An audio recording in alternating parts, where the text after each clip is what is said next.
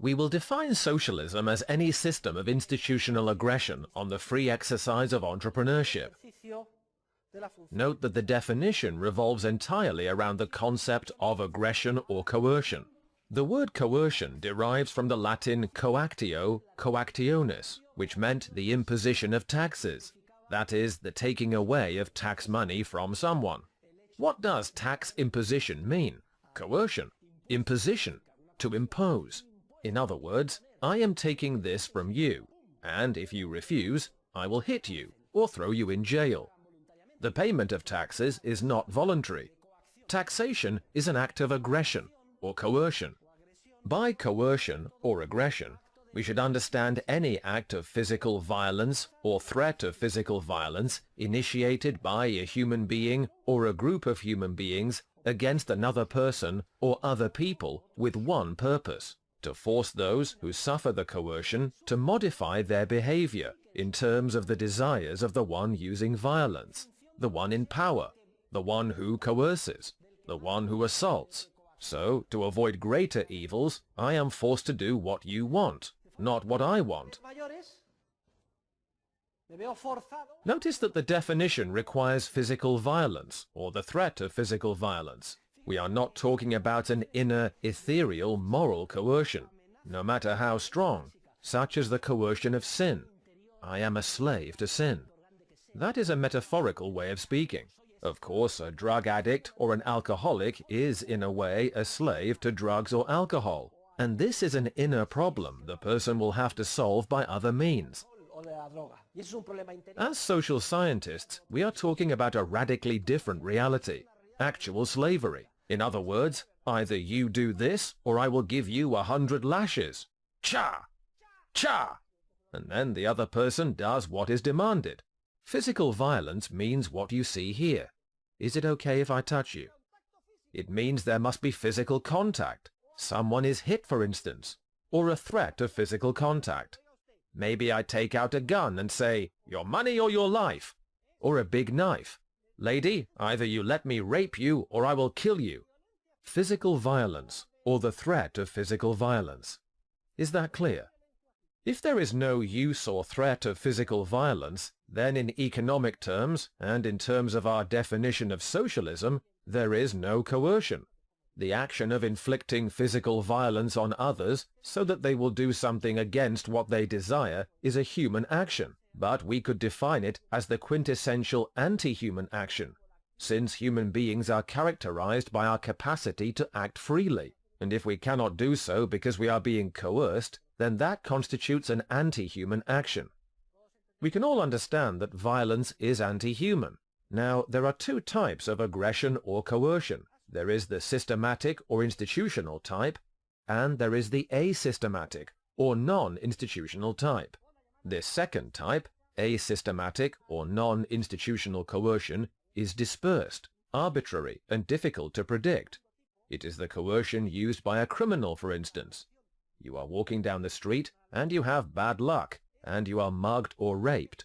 It can cost you your life, but such events are isolated and not organized. In fact, we will see that the market develops its own mechanisms to prevent, defend against, stop, and punish asystematic or non-institutional coercion.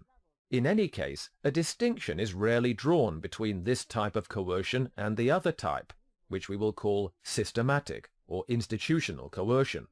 What is systematic or institutional coercion? This type is much more serious. It is state coercion. This is the coercion that gives rise to our definition of socialism. This type is characterized by its highly predictable, repetitive, methodical, and organized nature. This is coercion which is organized from above, or systematic, and institutionalized, and it leaves practically no possibility of escaping it. To give you an idea, asystematic aggression or coercion is applied by criminals. I have a stroke of bad luck. Your money or your life, or I am raped. As for systematic, repetitive, organized coercion, think of an army of Nazis who dominate by force. I say this because these are two extremes, and I want you to visualize the difference between asystematic and systematic, organized, repetitive coercion or aggression. Though there will be differences in degrees, the type which underlies the definition I am going to give of socialism is the repetitive, organized, institutional type. Every entrepreneurial act consists of the discovery of a profit opportunity which had gone unnoticed before. And when an entrepreneur discovers, for instance, that a certain actor in the market is misusing a resource he places no value on, and that this is precisely the resource another actor in the market very urgently needs to complete the action project which will permit her to achieve the ends she so values, when this circumstance exists, there is a social maladjustment. One person is misusing a resource another person needs. They do not know each other, but there is an entrepreneur who notices the maladjustment. Every maladjustment manifests itself as a latent profit opportunity to be discovered by an entrepreneur. The first to discover and take advantage of it obtains a pure entrepreneurial profit. So the entrepreneurial light bulb goes on for me. I have a realization. And what do? I buy low here from the actor who misuses or places no value on the resource, and I sell high there to the actor who places a high value on it and needs it so urgently. I do them both a favor. The actor who considered the resource useless and even a nuisance sees now that it has a price and can be sold, and he starts to save it. Likewise, the actor who was frustrated by the inability to achieve her end due to a lack of this resource finds it available, since I can provide her with it.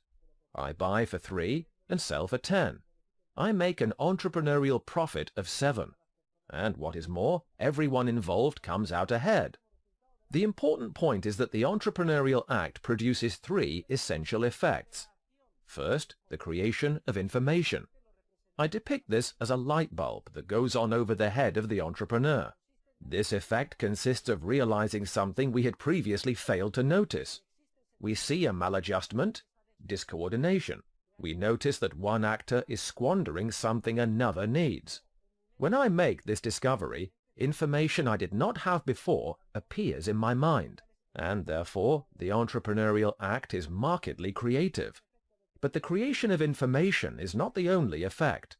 There is also a transmission of information. To transmit something to someone is to cause that person to discover in his mind part of the information which I have previously discovered or created in mine. When I discover that profit opportunity, I act entrepreneurially to take advantage of it, and I buy low and sell high. When I approach the actor who has been misusing the resource, and I offer to buy it from him, I am transmitting to him the message, listen, there is a new demand for that resource. And when I sell it at a higher price to the actor who so urgently needs it, I am transmitting to her the message, go ahead, continue with your project. Do not be frustrated. You can culminate your action plan because the resource you lacked is available. I am offering it to you. I transmit information. Furthermore, in the market, information is transmitted very efficiently and concisely, because the vast majority of such transactions are reflected in market prices. A market price is the historical ratio of exchange at which a deal is made or closed. If I buy for 3 and sell for 10, it is noted that in certain historical circumstances, so many units of a particular resource were purchased for 3 monetary units and later sold for 10. This historical information remains and can be monitored, digested, reinterpreted, and used by thousands of other entrepreneurs in their subsequent action projects. Market prices are the raw material, so to speak, which entrepreneurs use for their later action projects. Prior to my entrepreneurial act, there was no market price for that resource. Following my entrepreneurial act, there is. To one of the agents involved, I have transmitted the message, be careful, save that resource, because there is a demand for it elsewhere. And to the other, you can go ahead, because here is the resource. I am offering it to you. Likewise, many other entrepreneurs are eager to spot profit opportunities, and they take note of these historical events, this buying and selling, and these prices, and they use the information in their own subsequent action projects. We could say that the information I create as an entrepreneur is transmitted in successive waves throughout the market in a highly efficient and concise manner via the data that are market prices. And when any of us embarks on an entrepreneurial project, when we draw up a budget, plan our actions, and do our calculations, one of the basic items we consider is the market price. If I have to rent an office, I find out how much it costs in this neighborhood to rent an office that has the characteristics and more or less the amount of floor space I need. If I think I need a secretary or some other kind of worker, I find out what the normal market wages are. I am actually focusing on historical data, though this data may come from the recent past, yesterday, last week, a month ago, or from a friend or acquaintance. But as a result, information is transmitted which I reuse and recombine in my future action projects.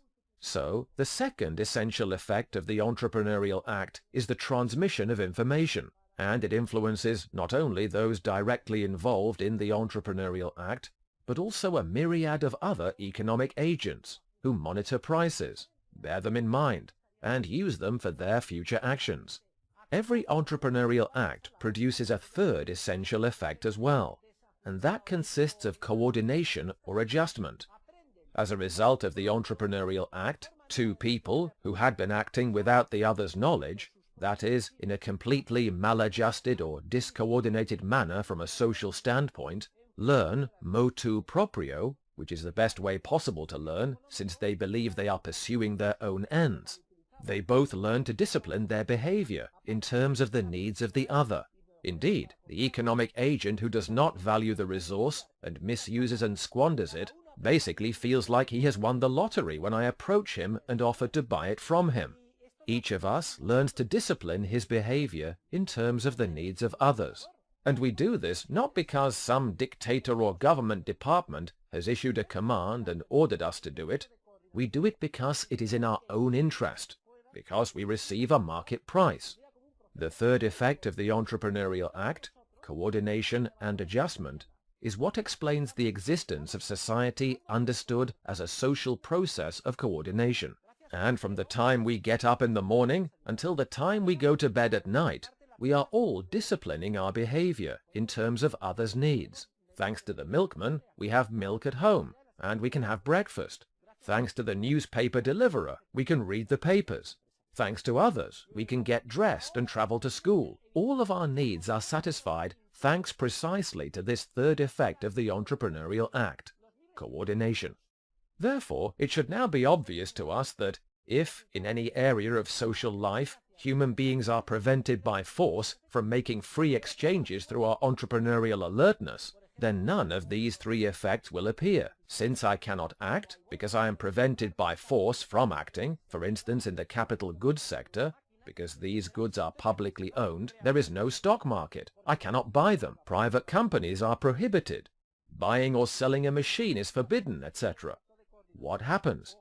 Information is not created, because I am prevented by force from acting in that sector. Information is not transmitted, and the effect of coordination or adjustment does not appear. Ultimately, this is the essential idea behind the theorem of the impossibility of socialism. Does this mean socialists are visionaries who seek to generate disorder, chaos, and violence in society? No. What socialists say is that the systematic exercise of coercion from above by a governing body will make it possible to coordinate society much more successfully than if coordination is spontaneously driven by entrepreneurship in a free market. With this in mind, we are now ready to redefine the concept of socialism as any systematic or institutional coercion or aggression which restricts the free exercise of entrepreneurship in a certain social sphere, and which is exercised by a governing body responsible for the necessary tasks of social coordination in this area. In other words, it is assumed that this hierarchically superior body that organizes society is going to be in charge of deliberately coordinating the maladjusted behaviors of the ordinary human beings who take part in the social process. Therefore, we must ask the following important scientific question. Is it possible to coordinate society from above based on coercive demands?